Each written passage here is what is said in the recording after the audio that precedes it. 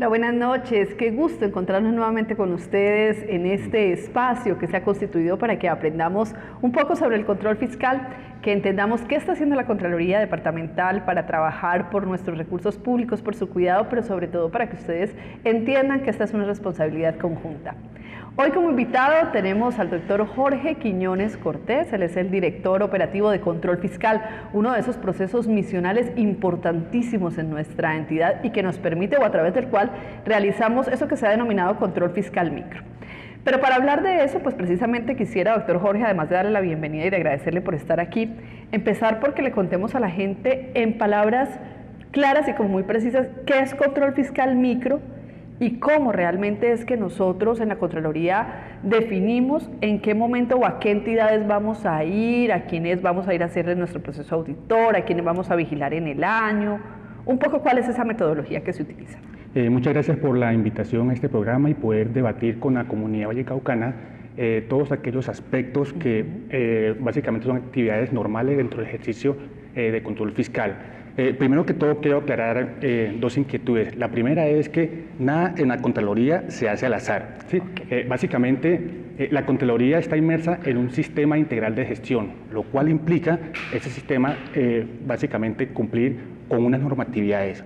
Estamos inmersos entre unas normas técnicas de calidad en la gestión pública, por lo cual todos los procesos y procedimientos están documentados, están validados y están aprobados por un comité técnico, lo cual implica una verificación. Segundo, pues contamos, digamos, con una guía de auditoría, lo cual contempla un proceso especializado para escoger aquellos sujetos de control que vamos a revisar en forma anual. ¿Sí? Eso se llama el Plan General de Auditoría. Okay. Mediante este Plan General de Auditoría seleccionamos aquellas entidades que son propensas, digamos, que tienen cierto nivel de riesgo y lo clasificamos en una matriz de riesgo. Lo manifestaba, no todo es al azar. Dentro de esta matriz de riesgo hay un procedimiento definido. El primer procedimiento son las directrices que inmerse, digamos, dentro de lo que es la dirección, la alta dirección de la Contraloría. Y segundo, se elabora una matriz de riesgo. Esta matriz de riesgo tiene unos insumos básicos.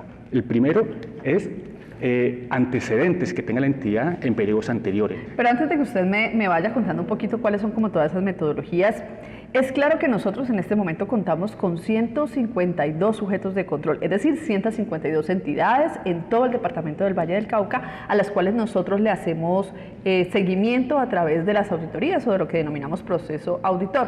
No los podemos visitar todos en el año, o sea, nos es imposible que en el año vayamos a revisar los 152 sujetos.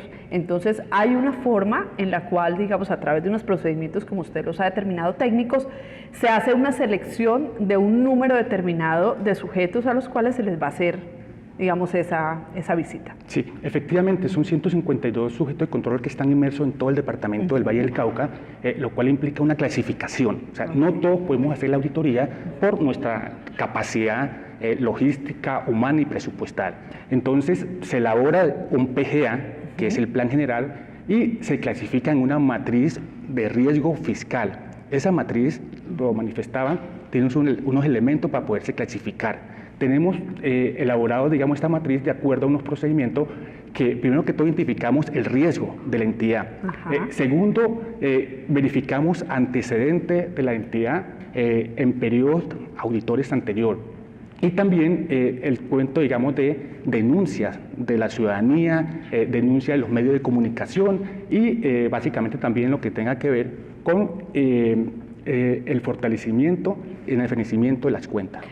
Pues para que ustedes tengan un poquito más claridad sobre este aspecto, estuvimos conversando con uno de los funcionarios o con una de las funcionarias encargadas en la Contraloría Departamental de coordinar un poco esta actividad que ya nos ha descrito el doctor Jorge Quiñones en la noche de hoy.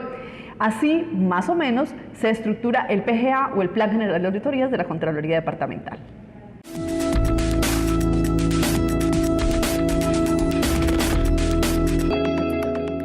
Para dar cumplimiento a su misión de vigilar, evaluar y hacer seguimiento a los resultados obtenidos a partir de la administración y ejecución de los recursos públicos y con ello tomar las acciones pertinentes sobre el mejoramiento de la gestión de los sujetos de control, la entidad tiene a su disposición el Plan General de Auditorías. El Plan General de Auditorías es un instrumento de planificación que tiene la entidad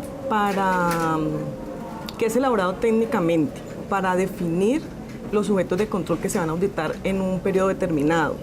Generalmente se hace para una vigencia. En él se tiene en cuenta, además de los sujetos de control, las modalidades de auditoría que se van a realizar, que pueden ser regular o especial, y los recursos con que cuenta la Contraloría para hacer ese plan, los recursos humanos, físicos y financieros. El PGA se diseña o se elabora por ciclos de auditoría. ¿Sí? ¿Por qué se elabora así? Por los recursos humanos, físicos y tecnológicos con que cuenta la entidad.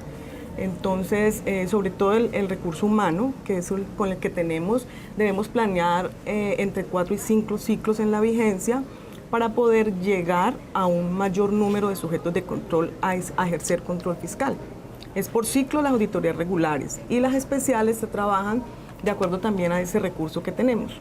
Inicialmente recibimos las directrices de la alta dirección, del comité técnico en cabeza del señor Contralor Departamental, que él las emite de acuerdo al plan estratégico que tiene para los 4 años de periodo.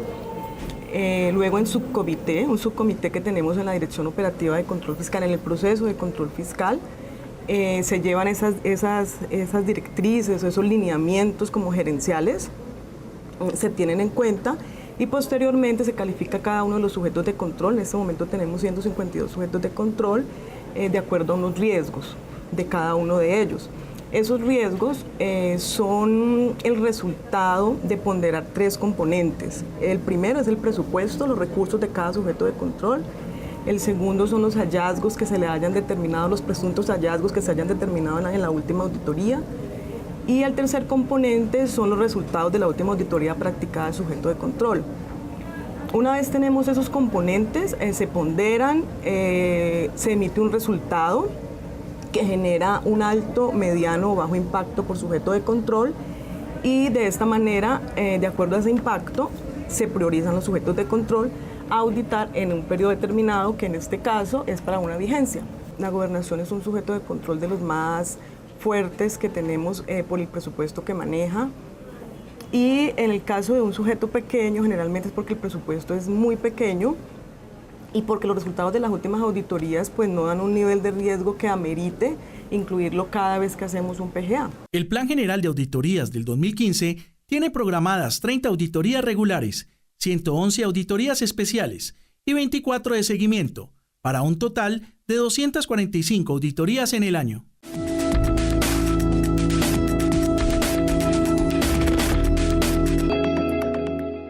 Técnicamente ya conocemos cómo se elabora el PGA, pero hay 2 aspectos puntuales, digamos, en ese ejercicio técnico que realizan que me generan inquietud y me gustaría que de pronto aclaráramos conceptos para los televidentes. Auditoría regular y auditoría especial. ¿Cuál es la diferencia de estos 2 conceptos? Sí, básicamente la auditoría regular es una revisión integral de todas las actividades y operaciones dentro de un sujeto de control. Okay. La Ley 42 del 93 estableció unos sistemas de evaluación desde el punto de vista de control fiscal. Establece la evaluación de un sistema de control financiero, un sistema de control de legalidad, una valoración de costos ambientales y una evaluación del sistema de control interno. Esta es una auditoría regular que básicamente lo que pretende es una evaluación integral de todas las actividades y al final enunciamos, digamos, lo que es una calificación.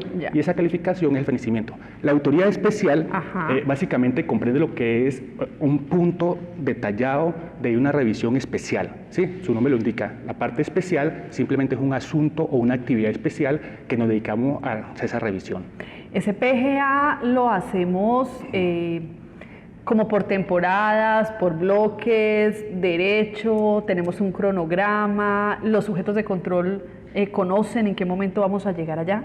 Sí, una vez definido el PGA a través de una aprobación por el comité técnico, se identifican, digamos, unos bloques que son llamados ciclos de procesos auditor. Este PGA en su totalidad es colgado en nuestra página web, lo cual, digamos, al principio de año nuestros sujetos de control saben el momento y la fecha exacta que vamos a hacerle evaluación. Pues con eso yo creo que la primera invitación que podemos hacer, doctor Quillones, a todos nuestros televidentes es que si les interesa conocer qué está pasando con algún sujeto de control de su municipio, con el hospital local, con la universidad, pues pueden ingresar a la página de la Contraloría, ingresar y consultar el PGA y ver en qué momento se va a realizar, en qué momento del año está constituida, digamos, esa auditoría especial o regular, y empezar a participar con nosotros en esa articulación en la que venimos insistiendo para que hagamos control fiscal y control social conjunto. Hacemos un pequeño corte y ya regresamos con más a Control en Acción.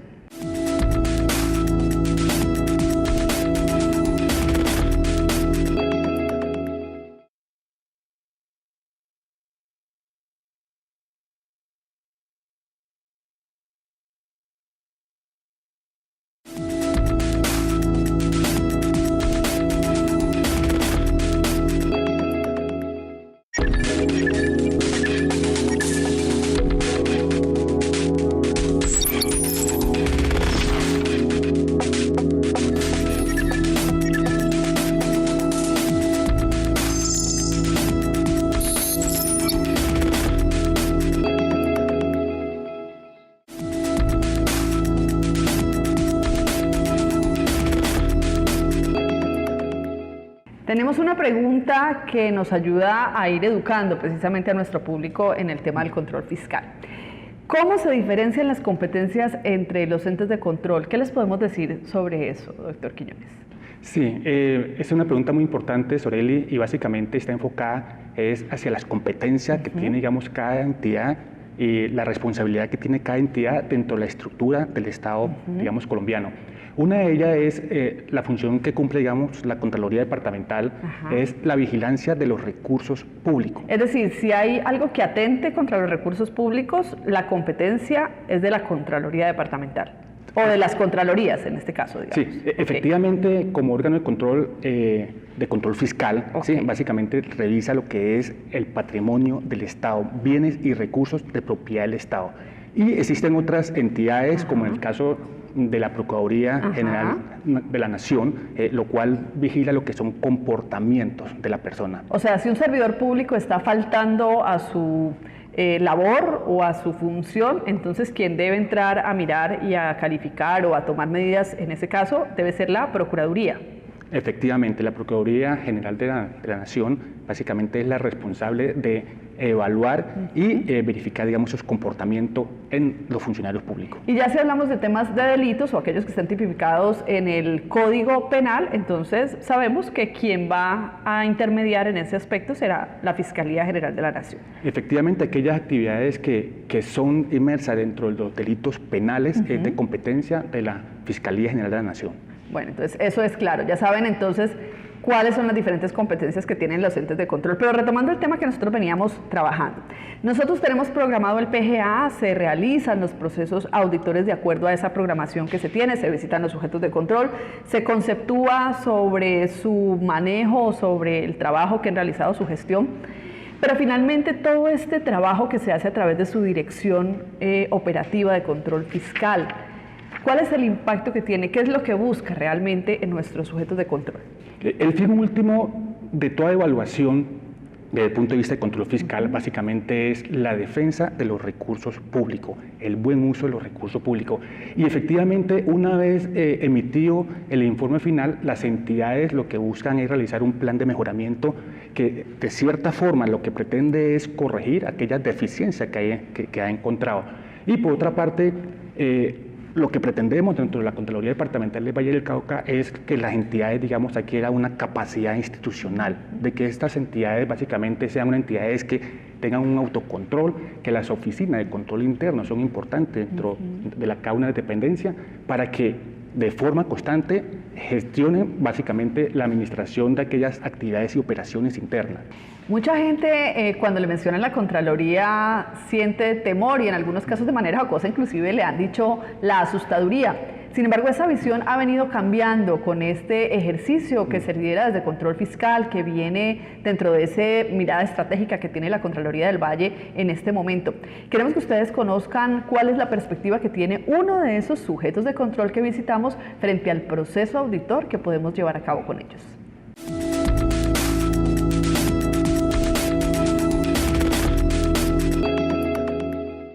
Los beneficios del control fiscal representan el impacto positivo generado por las actuaciones de los entes de control en sus sujetos, en los asuntos o recursos vigilados, en las políticas públicas como producto de observaciones, hallazgos, planes de mejoramiento y pronunciamientos. Dichos beneficios pueden ser ahorros, recuperaciones o significativas mejoras en los procesos administrativos y de estabilidad financiera en las entidades del Estado.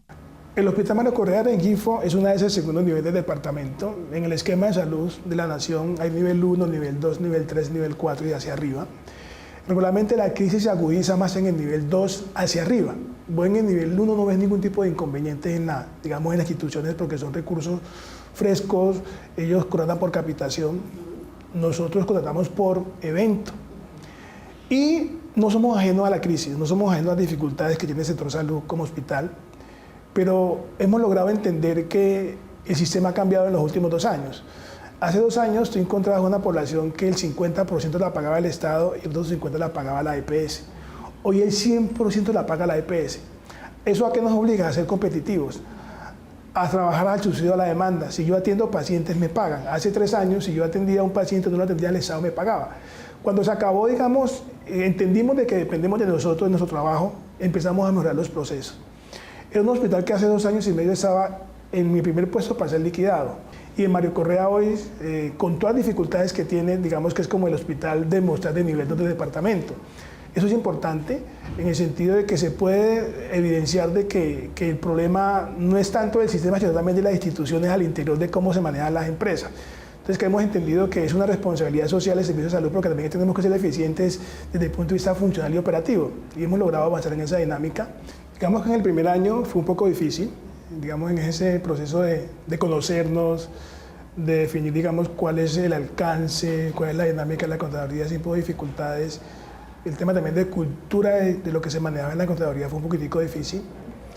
Logramos a través del tiempo, digamos año 2013, una relación mucho más con sentido de definir el propósito de la auditoría, lo cual logramos identificar el interés de ellos como auditoría, como ente de control y vigilancia, y de nosotros también definir un objetivo frente a esa auditoría, un propósito que nos permita mejorar los procesos. Digamos que en esa dinámica hubo un momento inicial difícil, pero creo que hoy podemos hablar de una relación mucho más significativa, donde hay un gana-gana, pudiera decir, donde ellos hacen un trabajo de auditoría integral que busca delimitar y determinar situaciones de riesgos para la administración pública y donde nosotros como institución hemos ganado en nuestros procesos de dinamizar de manera diferente y positiva, obviamente, la dinámica operacional de la institución. Digamos, desde el punto de vista institucional ha habido unos avances muy importantes. Primero, el acompañamiento, que es un acompañamiento muy técnico, muy orientado a mejorar los procesos. El tema de cambiar la cultura, porque es que yo no puedo simplemente alistar mi proceso de información cuando viene la Contraloría, es hacerlo en el día a día, o sea, articular un trabajo que permita objetivamente estructurar una dinámica de información que cuando venga la Contraloría o quien venga, porque eso no es únicamente la Contraloría, es la Fiscalía, es la Procuraduría, son todas las IAS, exista una dinámica clara de la información y sea precisa, digamos, la información que se entrega o, digamos, los resultados que espera, digamos, esa auditoría o esa supervisión en un momento dado. Lo otro es que en el tema de la cultura, el individuo ha entendido también de que es un proceso armónico que está dentro de la responsabilidad pública de la institución, que debe rendir una información a un ente de control y que ya hace parte de nuestra funcionabilidad. O sea, cuando yo archivo un documento, debo tener claro que ese documento no lo archivo para mí, lo archivo para un tercero, lo archivo para otros. Ahí hemos ganado bastante. La gente entiende, porque si te hablo del pasado, se pensaba que la Contraloría era, digamos, el coco de la administración y todo el mundo se asustaba y había mucho nervio, y han entendido que son una entidad que nos acompañan a mejorar los procesos, que nos permiten disminuir los riesgos, que siempre los hay en la administración pública por muchos factores, y hemos avanzado en ese proceso de que los trabajadores entiendan de que es un equipo que viene con una responsabilidad propia de la Contraloría, pero que están acompañando a la institución en mejorar su proceso hacia futuro. Y la Contraloría, obviamente, en ese proceso de auditoría sano, porque hay que decirlo sano, sin perversidad, nos ha permitido acoger, digamos, las recomendaciones, revisar los hallazgos que a veces por necesidad o porque están allí hay que establecer, pero tomar una ruta de mejoramiento, y ha sido eso que nos ha permitido avanzar el día de hoy, pues como institución que está marcando una diferencia importante.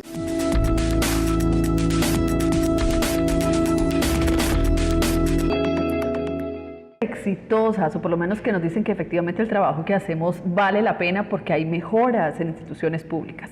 ¿Cómo ve ese trabajo o esa respuesta que nos dan, digamos, desde el otro lado?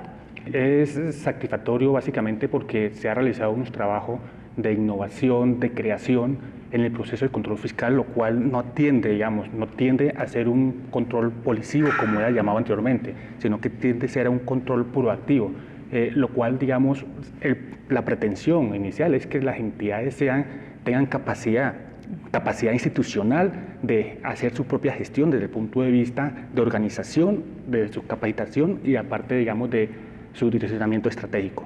Siendo honestos, ¿esta es como la perspectiva de la mayoría de nuestros sujetos de control o todavía hay algunos que cuando nos ven llegar sienten que llegó el coco?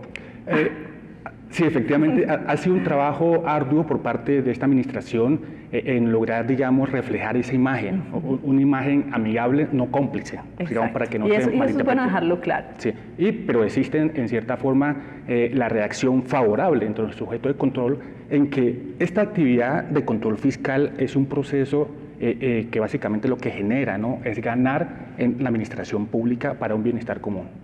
Hay muchas herramientas que, como bien ha mencionado el doctor Quiñones, tiene el control fiscal para poder cumplir su función. Entre ellas hay un tema polémico que se viene manejando y tiene que ver con la función de advertencia que tenían las contralorías como para trabajar desde la parte preventiva. Esa función de advertencia fue declarada inexequible, la Corte se la quitó a las Contralorías. Bueno, hay un tema polémico sobre eso que nos ha golpeado de alguna manera. Sobre esto se ha pronunciado la Contraloría Departamental, queremos que ustedes conozcan cuál es la posición y de pronto hablamos un poquito de eso al regreso.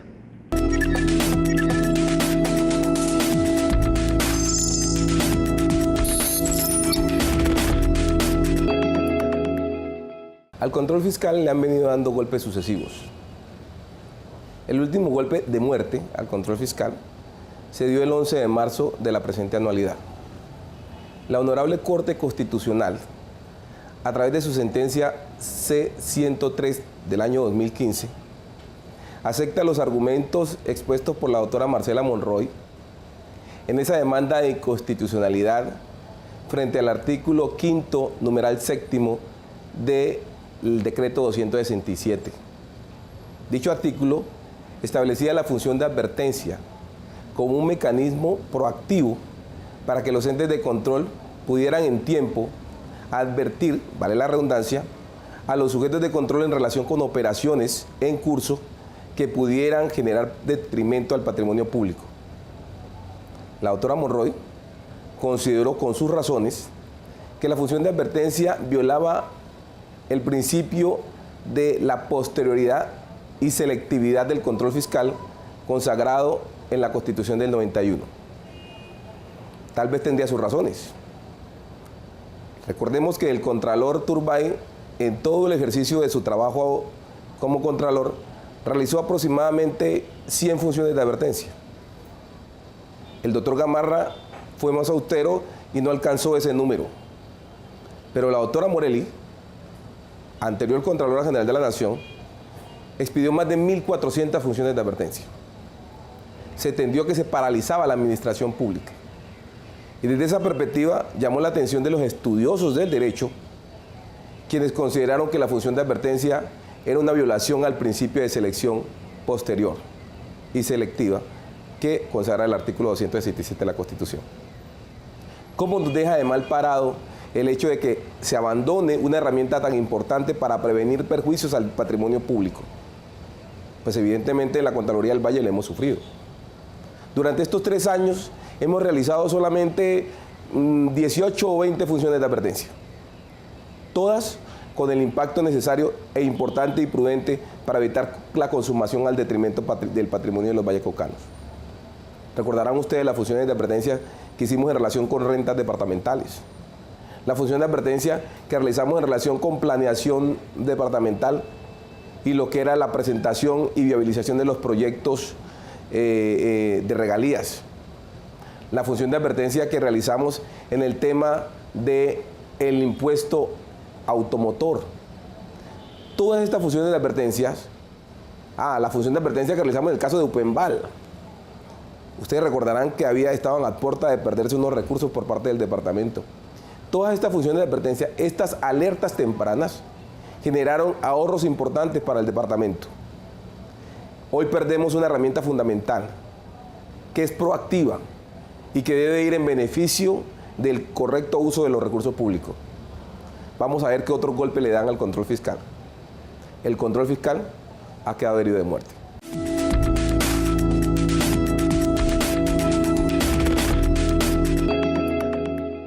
No presenta un panorama muy alentador el Contralor en su posición, sin embargo, puntual. Para la Contraloría del Valle, ¿ha sido importante o asertiva el uso de las funciones de advertencia que ha emitido?